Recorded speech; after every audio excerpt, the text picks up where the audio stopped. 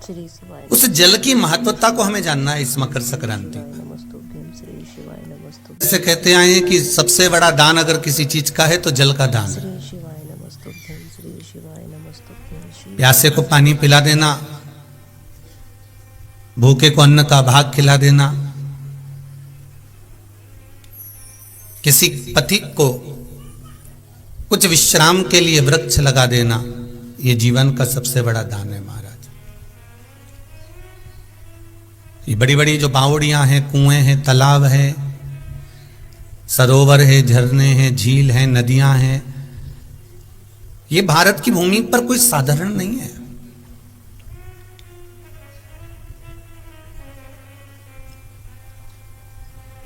जहां जहां भगवान विराजमान है वहां वहां पर कुछ ना कुछ कुआं होगा, बावड़ी होगी, तालाब होगा, नदी होगी, सरोवर होगा, कुंड होगा, कुछ झीलें होंगी, कुछ नदियां होंगी। इन नदियों का, इन तालाब का, इन बावड़ियों का, इन कुंडों का बड़ा महत्व रहा है।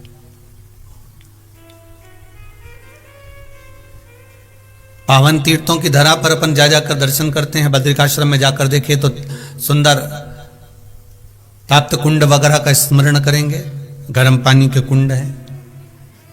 यमुनोत्री में जाकर दर्शन करेंगे तो गर्म पानी के कुंड मिलेंगे।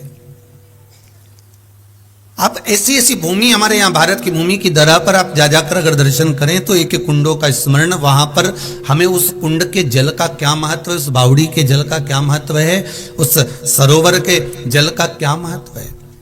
क्यों कैलाश मानसरोवर में कैलाश पर्वत से भी ज्यादा मानसरोवर की झील का महत्व कहा जाता है।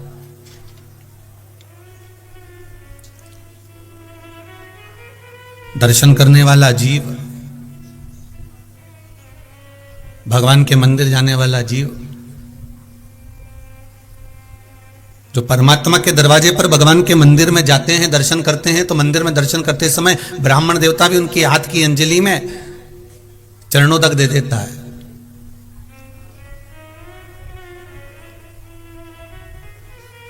एक मंदिर में निवास करने वाले ब्राह्मण देवता, पुजारी जन, एक ब्राह्मण जन चरणों तक प्रदान कर देते हैं।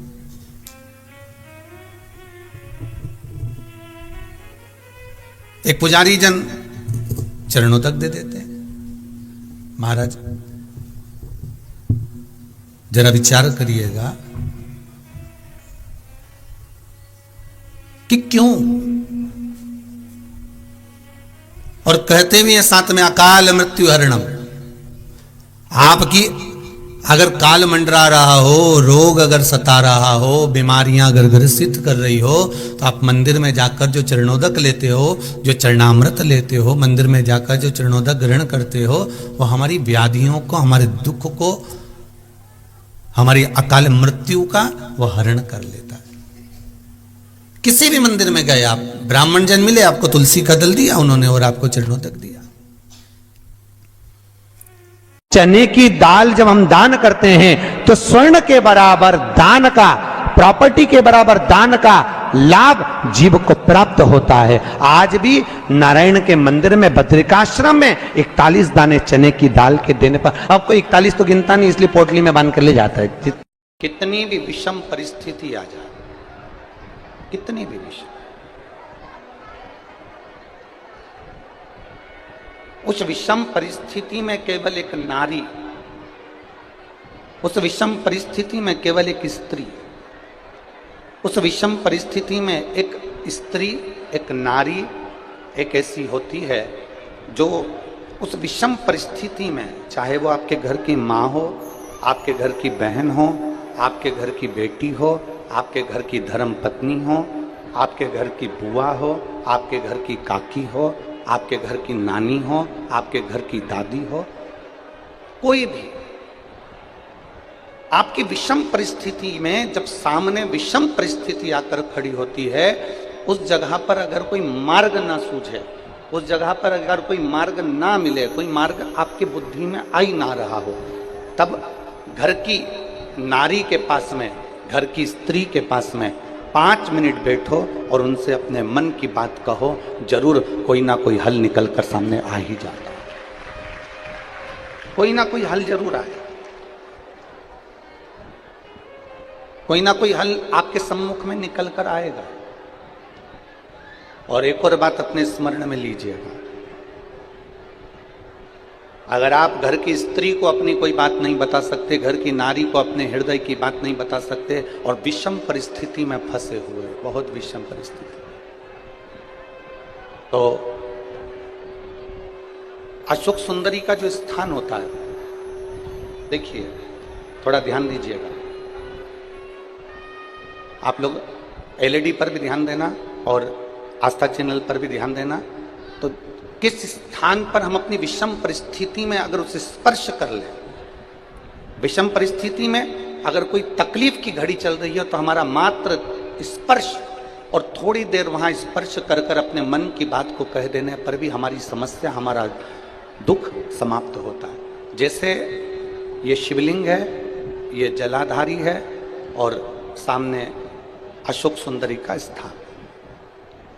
अब ये सामने जैसे अशोक सुंदरी का जो स्थान होता है, उस अशोक सुंदर वाली स्थान पर अपने हाथ, सीधे हाथ की 3 उंगलियां, मात्र 3 उंगलियां आप अगर स्पर्श करें और पंचाक्षर मंत्र नमः शिवाय, षडाक्षर मंत्र ओम नमः शिवाय या श्री शिवाय नमस्तुभ्यम का मात्र स्मरण करते रहे, और कुछ देर उस स्पर्श करी हुई उंगली को थोड़ी देर रखने के बाद अपने हृदय से लगा के अपने मन की बात कहकर, भले आपने जल चढ़ाया नहीं चढ़ाया, और अपने घर को लौट कर आ जाएं, वो विषम परिस्थिति टल ही जाती है, उसका समय का दुख तकलीफ नष्ट हो ही जाता है।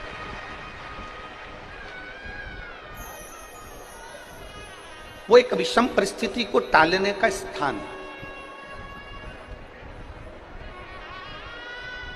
कहते हैं कि जब हम अशोक सुंदरी वाले स्थान पर, जब हम हाथ का स्पर्श करते हैं, अशोक सुंदरी वाले स्थान पर जब हम हाथ का स्पर्श करते हैं और स्पर्श कर कर जब हम अपने मन की बात कहते हैं, तो वो बात महादेव तक, माता पार्वती के माध्यम से, अशोक सुंदरी के माध्यम से पहुंच जाती है, और भोलेनाथ हमारे मन की दशा को जानकर आशीर्वाद दे ही देते हैं। वो विषम परिस्थिति। और शंभु शरने पड़ी मांगू घड़ी रे, दुख का दया करी ने दर्शन।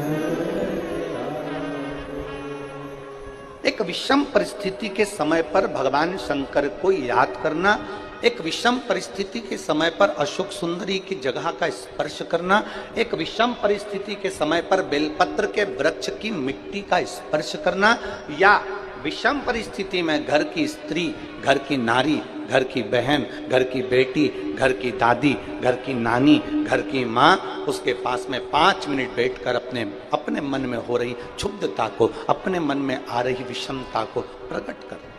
विषम, हमने एक बात पहले कही, आप लोगों के स्मरण में होगा, किस किसने सुना है? जिसने सुना होगा वो बताएंगे। हमने पहले कथा में कहा था कि नारी का आधा शरीर देवादिदेव महादेव का होता है। सुना था कि नहीं सुना था? बोलो, जम के तो बोलो। सुना था ना सबने? स्त्री का, नारी का आधा जो स्वरूप है, स्त्री का आधा जो भाग है, स्त्री का आधा जो स्वरूप है, वो पुरुष का अर्थात देवादिदेव महादेव का भाग। कई जगह पर कई लोग प्रवचन में कह देते हैं कि अपनी घर की पत्नी को कुछ मत बताओ। कई लोग कह देते हैं कि अपने घर की स्त्री को कुछ मत बताओ। कई लोग कह देते हैं अपने प्रवचन में, आपने भी प्रवचनों में सुना होगा कि घर की नारी को कुछ मत बताओ, घर की स्त्री को कुछ मत बताओ, कुछ मत बोलो, घर की स्त्री को घर, आपके मन की दशा बताओ मत। कई लोग प्रवचन में ऐसा कहते हैं, पर शिव महापुराण कभी नहीं कहती। शिव महापुराण कहती है कि जब आपके मन की दशा में कुछ गड़बड़ी चल रही है, आपके हृदय को कहीं ठेस पहुंच रही है, आपकी चित्त वृत्ति को आराम नहीं मिल रहा, आपको बेचैनी हो रही है, आपके हृदय को शांति नहीं है, आपके हृदय को सुकून नहीं है, तो घर में जो स्त्री है, घर में जो नारी है, उसको बैठकर अपने मन की दशा जरूर बताओ, क्योंकि वो स्त्री नहीं, उसमें महादेव का आधा अंश विराजमान है। तुम्हारे हृदय की बात को वो जाने,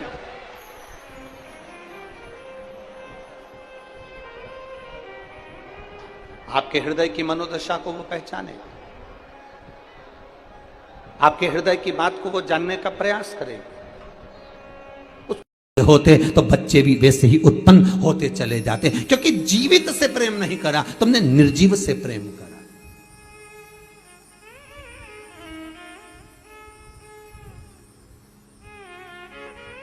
भोजन करने के बाद बर्तन भी साफ कर कर रखे तो निर्जीवन, तो दिल तो साफ करते।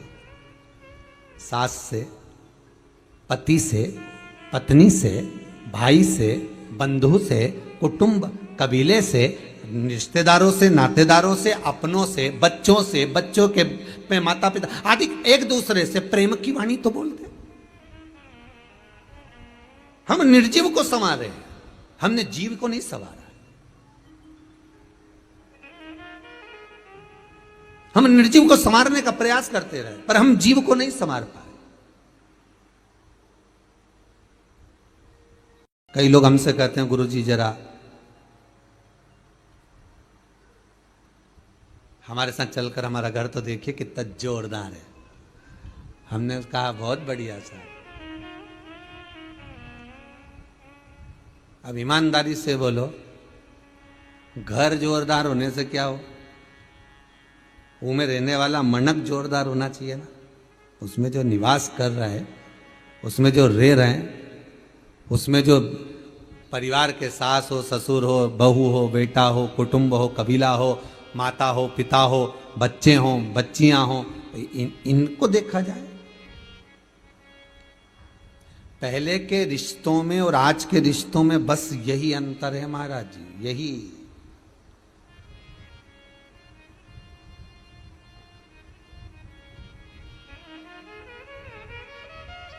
है।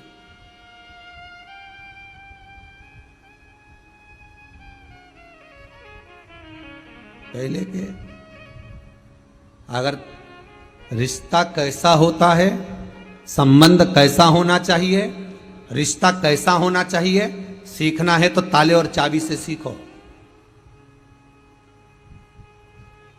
संबंध अगर देखना है तो ताला चाबी, तुम रोज घर में ताला लगाते हो, रोज चाबी लेकर कमरे में जाते हो, रोज पर्स में डालकर चाबी लेकर जाते हो, रोज जेब में डालकर चाबी लेकर जाते हो, कहीं ना कहीं तो लगाते होगे, दुकान में लगाते हो, साइकिल में लगाते होगे, गाड़ी में लगाते होगे, ताला तो लगाते होगे। तो अगर संबंध सीखना है, रिश्तेदारी सीखना है, संबंध कैसा होना चाहिए, अगर ये सीखना है तो एक बार ताला और चाबी से सीखिए। संबंध किसको कहते हैं, ये ताला चाबी बताएगा। टूट जाता है ताला, पर दूसरी चाबी से खुल नहीं पाता। चाबी वो ही लगती है जो उसमें लगती आई। और अगर चाबी लगाना, चाबी घूम गई, दूसरी लगाना तो उसको बनवाना पड़ेगा, वैसी की वैसी। तुम दूसरी लगाते जाओ, खोलेगा नहीं। संबंध ऐसा होना चाहिए कि किसी के कहने पर, भड़काने पर, शब्दों के संबोधन पर, आड़ा टेढ़ा बोलने पर, गलत सीख देने पर, वो कितनी चाबी लगाए पर ताला नहीं खुलना चाहिए। चाबी वही लगे जो श्रेष्ठ हो, चाबी वही लगे। कोई कितना ही अपशब्द बोले, कितना ही ताना दे, कितनी गालियां दे, कितना ही आड़ा टेढ़ा बोले, हमें नहीं समझ।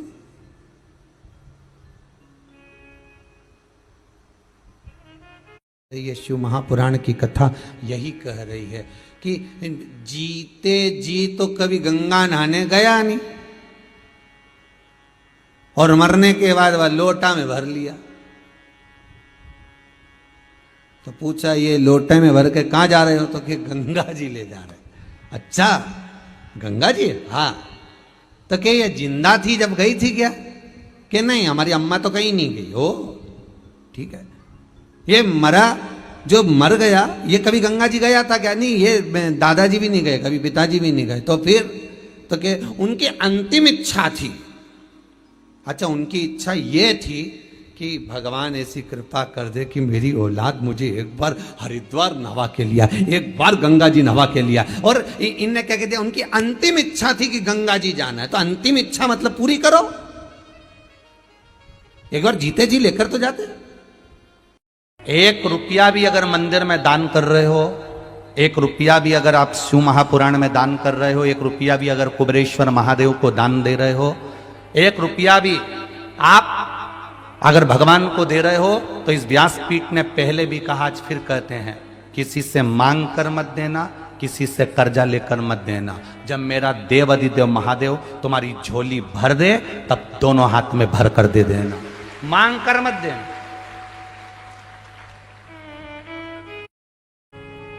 किसी मंदिर में दर्शन करने के लिए जाओ और तुम्हारे पर्स में अगर 10 रुपया नहीं है, पड़ोसन तुम्हारे साथ में है, तुम्हारे रिश्तेदार तुम्हारे साथ में, और किसी तीर्थ में तुम दर्शन करने गए हो, बद्रीनाथ दर्शन करने गए हो, केदारनाथ दर्शन करने गए हो, चंपेश्वर महादेव दर्शन करने के लिए गए हो, महाकाल दर्शन करने के लिए गए हो, राम जी के मंदिर दर्शन करने के लिए गए हो, किसी तीर्थ में दर्शन करने के लिए गए हो, तुम्हारा पर्स घर पर रह गया, तुम्हारा पर्स होटल में रह गया, तुम्हारा पर्स गाड़ी में रह गया, तो भी अपनी पड़ोसन से, अपने रिश्तेदार से भगवान के सामने दर्शन करते समय, भगवान सामने है, और भगवान के सामने तुम पड़ोसन से मत मांगना कि 10 रुपए दे, मैं तेरे को भी गाड़ी में दे दूंगी। नहीं, भगवान को बुरा लगता है, क्योंकि मेरे सामने खड़ी होकर तू दूसरे के आगे हाथ फैला रही है, मुझसे कहती मैं गाड़ी में से क्या तेरे सामने अंबारियां ला कर दे देता। हमारी आदत रहती है, हमारे पर्स होटल में छूट गए, हमारा पर्स गाड़ी में छूट गया, हमारा पर्स वहां रह गया, हमारे पास पैसा नहीं है, हमने पड़ोसन से कह दिया तू देगी ना 10 मिनट, मैं तेरे को बाद में दे दूंगी, देना जरा 10 रुपए, और मुझे चढ़ाना है, मुझे देना है, मुझे आरती की थाली में 10 रुपए चढ़ाना है, मुझे झोली में 10 रुपए चढ़ाना है, जरा देना तू ना।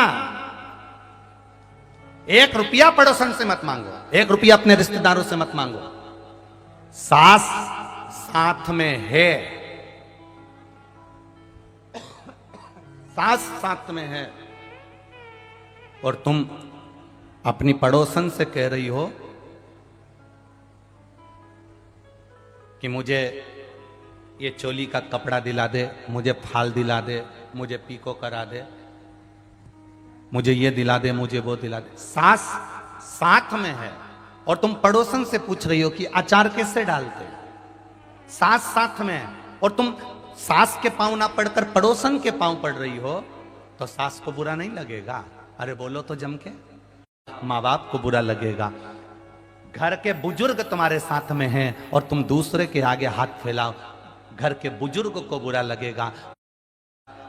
नहीं है आपके पास देने के लिए, आप रोज शंकर जी के मंदिर में 1 लोटा जल चढ़ाओ, अपनी मेहनत करो, अपना परिश्रम करो, अपना कर्म करो और मेहनत से पीछे मत हटना। एक दिन महादेव खुद इतना दे देगा कि आप खुद दोनों हाथों से लुटाना चालू कर दो। एक कथा आती है बड़ी सुंदर।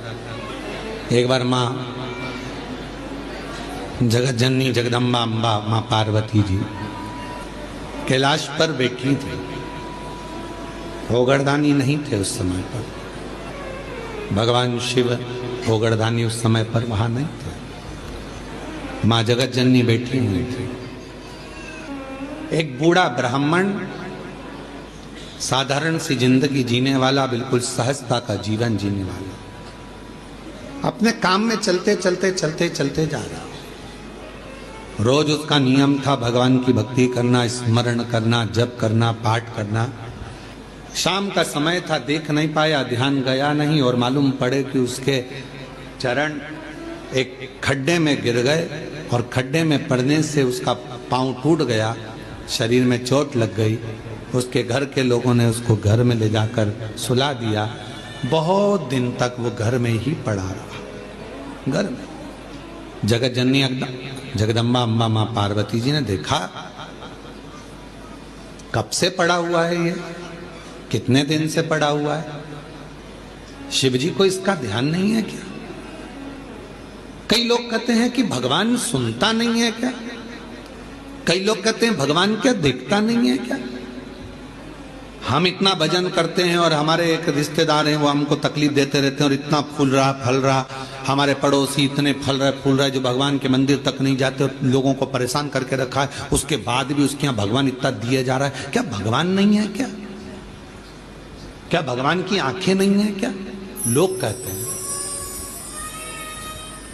हम इतना तपस्या करें, भजन करें, कीर्तन करें और दुख भी हमें ही आ रहा है। और वो इतना कष्ट देने के बाद दुनिया के लोगों को चूसे जा रहा है, धन लिए जा रहा है, लिए जा रहा है, लिए जा रहा है, लोगों को कष्ट दिए जा रहा है और उसके बाद भी फल फूल रहा है। क्या भगवान नहीं है क्या? है। तो फिर जो इतना दुनिया को कष्ट दे रहा है वो इतना फल फूल क्यों रहा है? उसका कारण आज का नहीं है, पूर्व का है। कोई पिछले जन्म का उसने अच्छा कर्म करा होगा तो आज उसको भगवान ने इतना गाड़ी, बंगला, सत्ता, वैभव, जायदाद सब पूर्व का करा होगा, आज भोग रहा है। और आज आने के बाद अगर वो बेकार कर्म कर रहा है तो एक जन्म नहीं, ना जाने कितने जन्म भोगेगा। और तू आज अच्छा कर रहा है, दुख मत मना। तूने पूर्व में कोई गलत कर्म करा होगा तो आज तेरे पास में ना थोड़ा धन कम है, वैभव कम है, सत्ता कम है, पर तेरे पास भजन तो ज्यादा है ना। भजन तू कर रहा है, शिव की आराधना कर रहा है, साधना कर रहा है, कर ले, अगला जन्म सवर जाएगा तेरा। फिर तुझे कोई जन्म नहीं लेना पड़ेगा, कोई जन्म, फिर तुझे कोई जन्म नहीं लेना। पार्वती जी की आंखों में जल भर गया कि कितना साधारण ब्राह्मण है और इतना इतना तप करने वाला, इतना साधना करने वाला, पूजन करने वाला, पांव टूट गया, शरीर टूट गया और पड़ा हुआ है। शिव जी का ध्यान नहीं है क्या? थोड़ी देर बाद भगवान शंकर आ गए, पार्वती जी उनसे रूठ कर बैठ गए। क्यों? क्योंकि भक्तों की दशा नहीं देखी गई, भक्तों की दशा नहीं देखी गई, माता से रूठ कर बैठ गए। शिव जी ने पार्वती जी से कहा, क्या बात है जगत जननी, तुम आज रूठी हुई सी दिखती हो। प्रभु आप इतने बड़े दयालु है, भगवान ने आपको 3-3 नेत्र दिए हैं, उसके बाद एक ब्राह्मण भक्त की दशा नहीं देखी जा रही तुमसे? जो रोज मंदिर जाता था, रोज भजन करता था, उसके पांव में चोट लग गई, कमर टूट गई, पांव टूट गया, वो पड़ा हुआ है पलंग पर, उसकी दशा नहीं देखी जा रही तुमसे? उसके पांव सही नहीं कर सकते, उसकी कमर सही नहीं कर सकते? शिव जी ने कहा, पार्वती कमर और पांव तो मैं एक बेलपत्र दूं उसको और खाएगा और वो ठीक हो जाएगा, पर मैं चाहता हूं कि थोड़ा समय वो पलंग पर पड़ा रहे, थोड़ा समय वो पलंग पर रहे, पलंग पर पड़ा रहे। हाँ, वो तुम्हारे को भज रहा है, तुम्हें जप रहा है, तुम्हारी आराधना कर रहा है और तुम कह रहे हो उसको पलंग पे पड़े रहने दो। हाँ पार्वती जी, उसको पड़े रहने दो।